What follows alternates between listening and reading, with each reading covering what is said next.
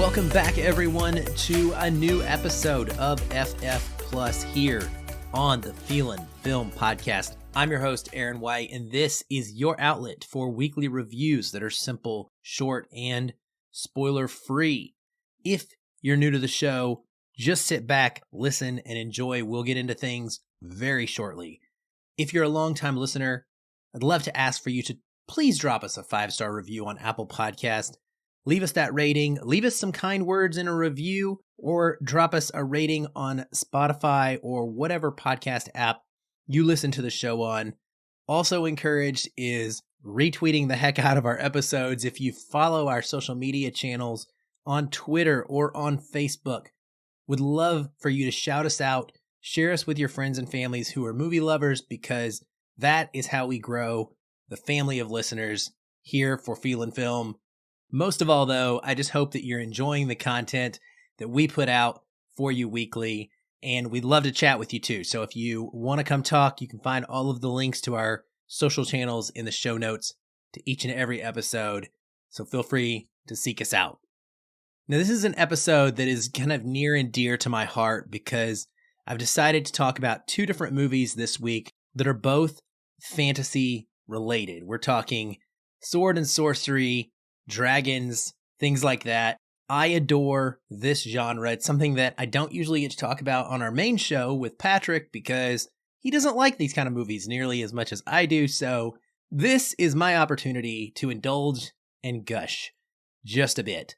We'll start with the upcoming new release, Dungeons & Dragons: Honor Among Thieves from Paramount Pictures. It stars Chris Pine, Michelle Rodriguez, Renee Jean Page, Justice Smith, Sophia Lillis, and Hugh Grant. It is directed by Jonathan Goldstein and John Francis Daley. It is written by Jonathan Goldstein, John Francis Daley, and Michael Gilio from a story by Chris McKay and Gilio. The cinematography is by Barry Peterson. The music is by Lorne Balfe. It runs 134 minutes and is rated PG-13 for fantasy, action, violence, and some language. What's it about? A charming thief and a band of unlikely adventurers embark on an epic quest to retrieve a lost relic, but things go dangerously awry when they run afoul of the wrong people. So the background for this here, to set your understanding of my perspective, is that I am a longtime Dungeons & Dragons fan. I have been involved in campaigns at different periods of my life where I've played the tabletop game. I have played many a video game related to the property. I have read books set in the Dungeons & Dragons universe. So I'm very familiar, not just with the themes of high fantasy, but with the specific rule set of the game, Dungeons & Dragons itself. Very much something that's been a part of my life. Even my kids have begun to play Dungeons & Dragons. My daughter, in fact, is a part of the Dungeons & Dragons club at her college, where she has even branched out and started doing some DMing. That's dungeon mastering. That's the person that runs the game. And it's pretty much her favorite thing. And I was really blessed to be able to invite not only her, but a group of her fellow clubmates to come to our early press screening for this film. And that was just a really fantastic and cool experience. So just understand, I'm coming to this as a super fan of the property.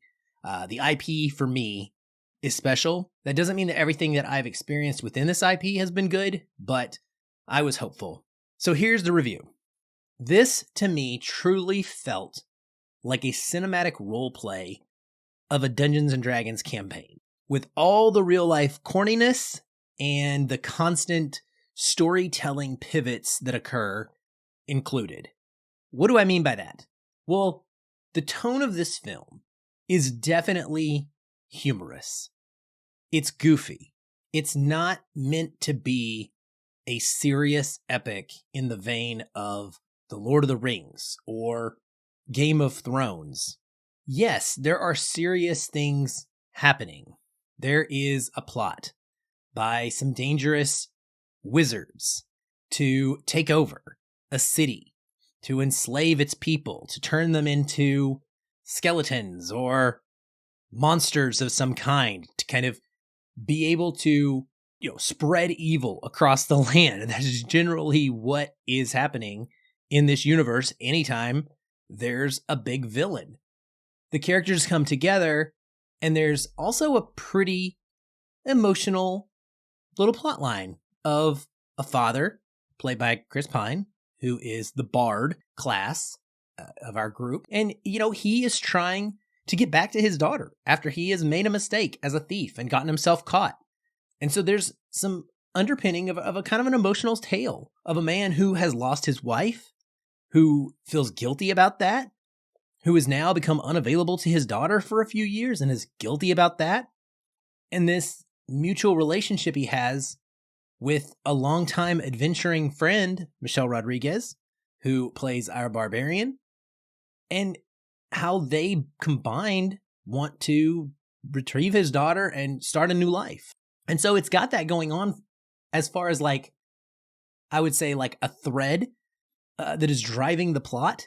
And it is kind of like what I think of as a character backstory, right? It's something that you would sit down to make up when you play this game and you create a character. You're telling the DM, the rest of the players, where your character is coming from and what the purpose of them being on this quest is. Because when you talk about Dungeons and Dragons and the game, you want to bring these people together, right? Your adventuring party. It's kind of like the crew up in a heist movie. They each need to have their own individual reason for being there. So in a crew up, it almost always is we all want to make money, right? We're all here for the heist. But in this, each person, each player, is very distinctly creating this character that they're going to play. So they want them to have their own simultaneous quest that's going on. They're on their own journey as well as the greater journey that they're accomplishing together. And we get a sense of that through the different characters that are part of this film. And it's really integrated well. Does all of the humor work? Absolutely not. The movie is a little bit overstuffed, and many moments play out more like cute and hilarious references more than they do a strongly cohesive narrative. But again, that is also pretty accurate to how a game session tends to evolve. The Dungeon Master will talk and set a stage, and then they throw the bone to the players, and the players will figure out what's going to happen. And very, very often, tangents occur, and so the movie captures that feel brilliantly. There is also a sense of capturing just the spontaneity that comes in moments of heightened tension. There's a great scene in this film where someone throws a potato in the midst of a battle, and you may think to yourself, wow, that seems really stupid and ridiculous. Why would anyone try and fight with a potato? But I'm here to tell you, if you have ever played this game, or if you've never played this game and you aren't familiar with it, that is exactly the kind of thing that would happen. Players would be trying to figure out what their actions were to accomplish a task or to fight a monster, and a player is just randomly going to spout out, I grabbed a potato and chuck it at his face. And then the Dungeon Master's job is to respond to that, create a story that continues things, and you just see how it plays out. It's all about creativity. And I felt that in this movie big time. I think that they captured that aspect of what it's like to play D&D. And that was awesome. I think it was very successful for me because of that. Also, the lore. The film is set in the Forgotten Realms, my favorite Dungeons and Dragons setting. I love it. It is packed with details and name drops. And I think that for people who are coming to this fresh and have never experienced that, some of the lore is going to be a little bit confusing. When we're talking about Red Wizards of Thay and Necromancers, there are some crazy names that get mentioned. Things can get a bit much, I would say. But it's enough that the plot still can be followed, the main plot. And that's really all you need, combined with these extremely charismatic performances from all of our actors and a really engaging, fantastical world with lots of fun, different types of magic being used and creatures to interact with. You get to explore a little bit of different things in different places. Icewind Dale, for example. Lords of Waterdeep references. If you've played that game, you're going to catch a lot of things that are talked about in this movie. The town of Neverwinter, the wizard Elminster is mentioned. Deep cut, for those of you who are big time into this universe, Holga, played by Michelle Rodriguez, is of the Elk tribe, which is the tribe that Wulfgar was king of. Wulfgar is a companion of Dris Duerden in those stories. So if you have been familiar with the Dris world, you would know Wulfgar, and it's just kind of cool to see those little connections.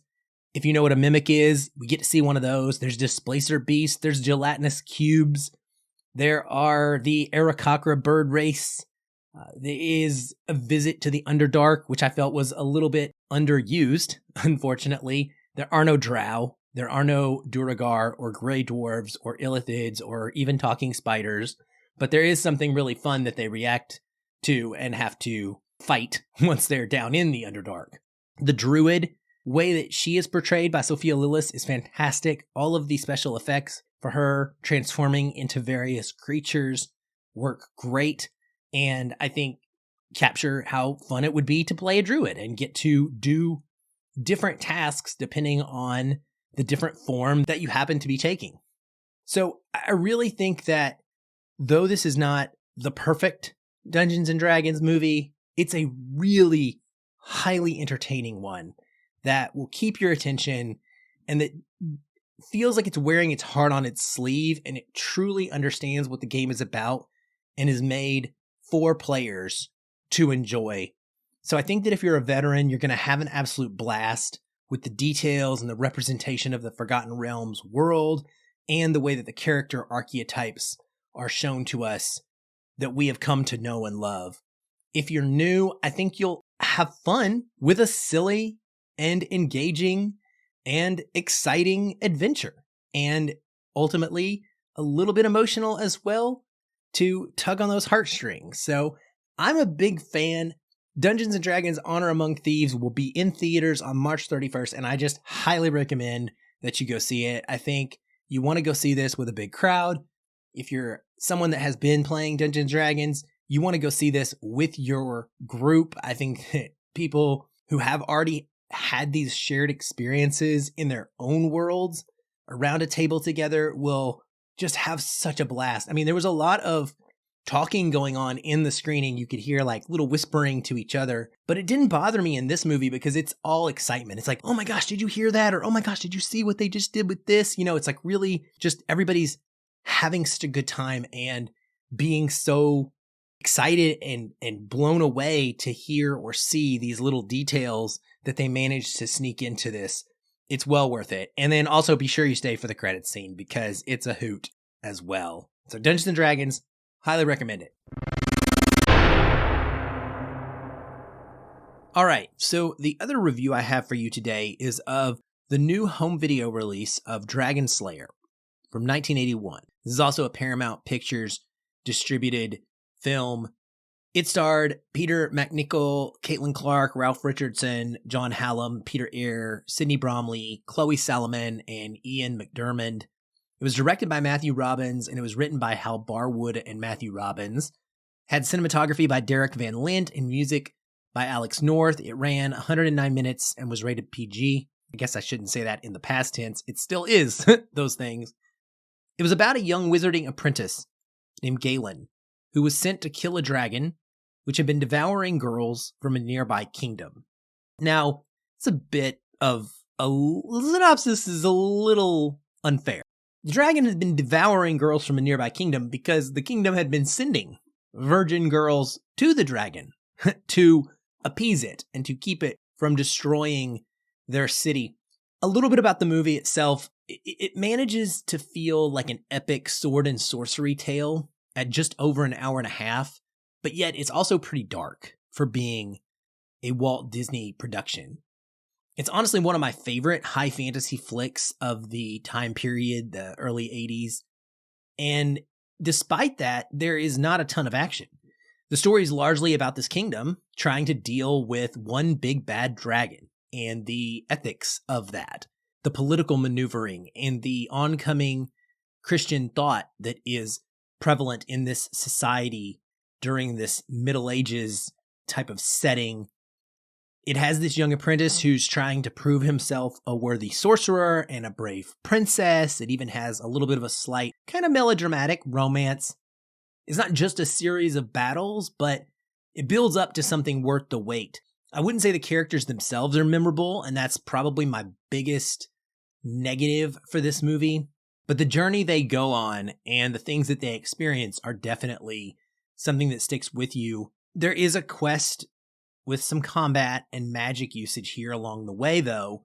One interesting thing that is really neat is how the only magical item in the movie is an amulet. There really isn't a lot of magic in this world, and I kind of appreciate that, and I gravitate towards stories like that, where it's not just magic this, magic that, oh, magic versus magic.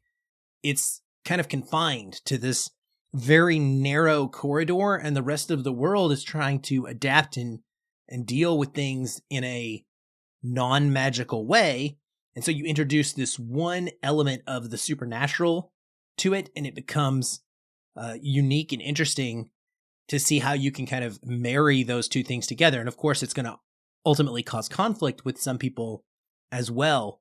They do keep this movie interesting, and I think that there is enough going on to break up what is more often than not some pretty dramatic pacing up until the point that our hero is in the act of taking on the giant beast, which is extremely exciting from that point forward in the final act. The really spectacular thing about this movie are the effects. They hold up extremely well, and they were dazzling for the era. The dragon in particular has just an amazing design, and also one of the best dragon names of all time. Vermithrax Pejorative. That is the name of the dragon. I mean, honestly, it's extremely hard to beat. This disc looks and sounds amazing in its new 4K presentation as well. I often look at some of these older films from the 60s or 70s or even the 80s that have had these 4K upscale updates, and, you know, they look pretty much the same, to be honest. But this one, I don't know, it feels like it's a lot more crisp in the way that it's presented, and I really enjoyed it from a visual standpoint. And of course, you know, the Dolby track, it just sounds great. And the special features, which I'm going to go over here in just a second, are really rad.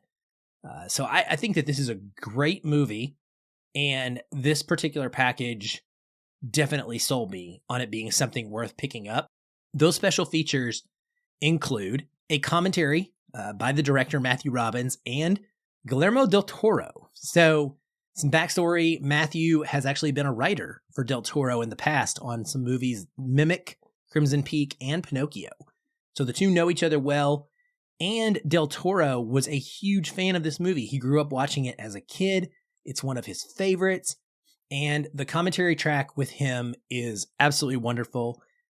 I would say it's probably about 50% him interviewing Matthew, asking him questions about things as we go through the film, and then del Toro offering up his own, as you can imagine, just wonderful perspective about the world building and about his own connection to this story and his experiences with it. One of the more enjoyable commentary tracks that I've listened to in a long time. And then there's this wonderful set of special featurettes. They're combined called The Slayer of All Dragons, and they consist of several different sections. I'll just briefly call them out. One is called Welcome to Kragan Moor, and it's a look back at the impact of Star Wars and its visual effects on Hollywood, the origin of the film and its screenplay, and then the casting. They talk about how this was born out of the rise of the Dungeons and Dragons craze. Gotta love that tie-in to our feature review of the day. And then also the idea of dragons in the Lord of the Rings world. Robbins and Barwood, co-writer, had a relationship with guys like George Lucas and Steven Spielberg. And this was at the time that ILM was becoming able to do the effects necessary to make this fantasy look good in ways that they just had not been able to previously do in Hollywood. So that was really good. There's A Long Way to Erland, which talks about the pre-production in England and how the filmmakers made a gritty medieval realism, giving that to the production design, the cinematography, and the costumes. There's a featurette specifically about Vermithrax, Pejorative the Dragon, which was so good. It shows go motion in action, which is a unique type of filming that they compare it to stop motion animation as a way to explain to you how it works. It's really fascinating stuff all around. So much work went into creating this convincing, menacing dragon, and you can't compare it to a CGI that they do now. There's a weight to it and a life to it that you don't get when you are doing something that is not made by hand with puppets and practical animatronics and stuff like that. So awesome featurette on the work by Phil Tippett and his animation as well, specifically with the go motion stuff. And I highly recommend this one in particular, but the whole set is fantastic. They also talk about Vermithrax's iconic lair, which is a section of the final act that they go into, and how they created that lair, how they decided to design these what are ultimately like pretty horrific baby dragons and why that is. And then there's a final featurette on the final battle, which is a huge climax. And, they also talk a lot about Alex North's amazing score as well during that section. I really, really enjoyed watching all of these special features. I was soaking them up, and they enhanced my appreciation and love of the movie even beyond what it already was. And that's what I want when it comes to special features on a commentary. This Dragonslayer 4K Ultra HD copy is available in a limited edition Steelbook version, and also will be available on Blu-ray on March 21st. I highly recommend this disc. It is absolutely worth picking up for your collection. Well, that's it for this week's Dragon-centric episode of FF Plus. Hopefully you've enjoyed the information I've provided. And if you check these films out, as always, let me know what you thought. That's my favorite part. I'll be back soon. Until then, keep watching and keep feeling film.